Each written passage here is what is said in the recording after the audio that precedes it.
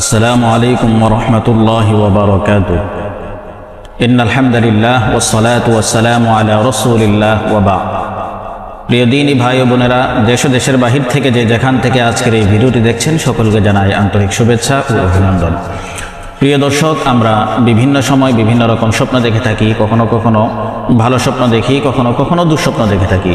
যখন ভালো স্বপ্ন দেখি তখন আমাদের মধ্যে একটা ভালো লাগা কাজ করে, আবার ঠিক যখন দুঃস্বপ্ন দেখি তখন আমাদের মধ্যে একটা অস্থিরতা এবং পেরেশানি কাজ করে। প্রিয় দর্শক, আজকে আমরা কয়েকটি স্বপ্নের ব্যাপারে আলোচনা করব। আশা করি এর দ্বারা আপনারা উপকৃত হবেন। প্রিয় দর্শক, আমরা ঘুমের ঘরে স্বপ্নযুগে আমরা অনেক সময় আমাদের মৃত আত্মীয় স্বজন যারা আছে তাদেরকে আমরা স্বপ্নযুগে দেখতে পাই। অনেক সময় আমরা আমাদের মৃত আত্মীয় স্বজনকে স্বপ্নযুগে দেখি, তারা আমাদেরকে আহ্বান করছেন, ডাকছেন। তো আমরা তাদের ডাক শুনে অনেক সময় আমরা পালাবার চেষ্টা করি, তাদের কাছে যেতে অস্বীকার করি। তো যদি আমার কোনো ভাই কিংবা বোন যদি এই ধরনের কোনো স্বপ্ন দেখে থাকেন যে মৃত আত্মীয় স্বজন আপনাকে ডাকছে, আপনি যেতে অস্বীকার করছেন, তার মানে হলো এই স্বপ্নের ব্যাখ্যাটা হলো আপনাকে ভালো রাস্তায় আসার জন্য আপনাকে আহ্বান করা হচ্ছে, কিন্তু আপনি এখনও ভালো রাস্তায় ফিরে আসতে আপনি প্রস্তুত নন, তৈরি নন, আপনি অস্বীকৃতি জানাচ্ছেন। তো এই জন্য আমার কোনো ভাই কিংবা বোন যদি এই ধরনের স্বপ্ন দেখে থাকেন, তাহলে আমি আপনাদের কাছে রিকোয়েস্ট করব, আবদার করব, অনুরোধ করব, আপনারা ভালোভাবে ভালো রাস্তায় ফিরে আসার চেষ্টা করুন। এটা আপনার নিজের জন্য কল্যাণ হবে, ভালো হবে। অনেক সময় আমরা স্বপ্নযোগে দেখে থাকি আমাদের মৃত আত্মীয় স্বজন আমাদের কাছে কোনো কিছু চায়, কখনো কখনো পানি চায় বা নানান ধরনের কোনো কিছু চায়, এবং চাওয়া মাত্রই আমরা তাদেরকে সেই জিনিসটা দিয়ে দিই। যদি এমন স্বপ্ন হয় যে মৃত ব্যক্তি আমাদের কাছে কোনো কিছু চায় আর আমরা চাওয়া মাত্রই তাদেরকে সেই জিনিসটা দিয়ে দিই, তাহলে সেই স্বপ্নের ব্যাখ্যাটা হবে যে আমরা তাদের জন্য, মৃতদের জন্য আমরা যে সকল ইসালে সওয়াব করেছি, যে সকল দান সদকা করেছি, সেগুলো তারা পেয়েছেন। এটার একটা ইঙ্গিত এই স্বপ্নের মধ্যে রয়েছে। অর্থাৎ আমরা মৃতদের জন্য যে সকল দান সদকা করে থাকি কিংবা তাদের জন্য যে সকল ইসালে সওয়াব করে থাকি, সেগুলো তারা পেয়েছেন। স্বপ্নযুগে এটাকেই স্বীকার করা হচ্ছে যে হ্যাঁ, আমি যা চেয়েছি আমি সেটা পেয়েছি।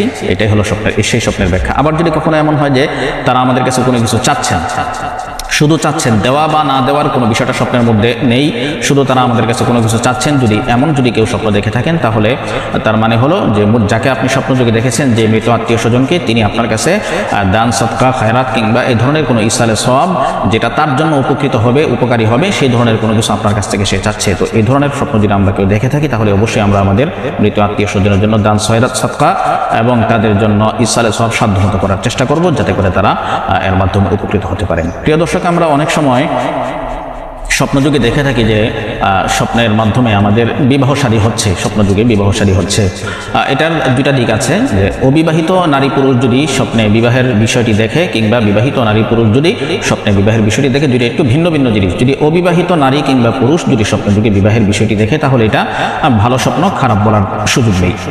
অবিবাহিত নারী কিংবা পুরুষ যদি স্বপ্নযুগে বিবাহের বিষয়টি দেখে, তাহলে এটা ভালো স্বপ্ন, এতে পেরেশানি হওয়ার কিছু নেই, অস্থিরতার কিছু নেই। তবে যদি বিবাহিত নারী পুরুষ যদি স্বপ্নযুগে দ্বিতীয় বিয়ের স্বপ্ন দেখে, যে এক বিয়ে হওয়ার পরেও আরেক বিয়ে হচ্ছে, সেক্ষেত্রে যদি কোনো নারী বিবাহের ক্ষেত্রে দ্বিতীয় বিয়ে হচ্ছে এই ধরনের কোনো স্বপ্ন দেখে থাকেন, তাহলে এটা অবশ্যই তার একটা দুঃস্বপ্ন এবং বিপদের ইঙ্গিত থেকে যায় এই স্বপ্নের মধ্যে। আর যদি দেখেন যে না, দ্বিতীয় বিয়ে হওয়ার পর স্বামীর বাড়িতে তাকে উঠিয়ে নেওয়া হচ্ছে, উঠিয়ে নেওয়ার বিষয়টি যদি স্বপ্নের মধ্যে এসে যায়, তাহলে এটা অবশ্যই এটা মৃত্যুর দিকে ইঙ্গিত করে। এই স্বপ্নটি মৃত্যুর দিকে ইঙ্গিত করে। যদি বিবাহিত নারী না হয়ে যদি বিবাহিত পুরুষ হন, তার ক্ষেত্রেও যদি দ্বিতীয় বিবাহের স্বপ্ন দেখেন, সেটাও কোনো না কোনো বিপদের একটা ইঙ্গিত রয়েছে স্বপ্নের মধ্যে। তো আমরা স্বপ্নযুগে যদি বিবাহের বিষয়টি দেখতে পাই, তাহলে সেক্ষেত্রে আমরা দুইটা ভাগ করব।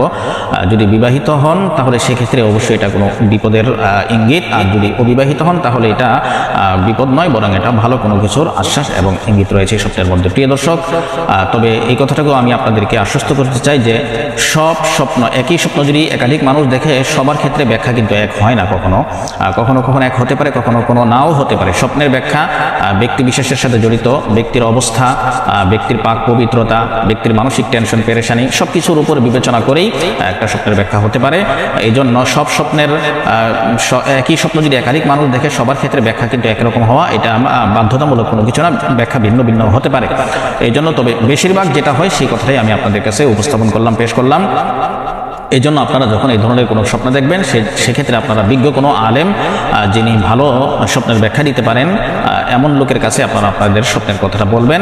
যারা স্বপ্নের ব্যাপারে ভালো কোনো ব্যাখ্যা দিতে জানে না বা স্বপ্নের প্রকৃত অবস্থা অবলোকন করতে পারে না, আপনারা তাদের কাছে আপনাদের স্বপ্নের কথা শেয়ার করবেন না, শেয়ার করা থেকে বিরত থাকুন। প্রিয় দর্শক, আশা করি বিষয়টি আপনাদের কাছে বোঝাতে পেরেছি।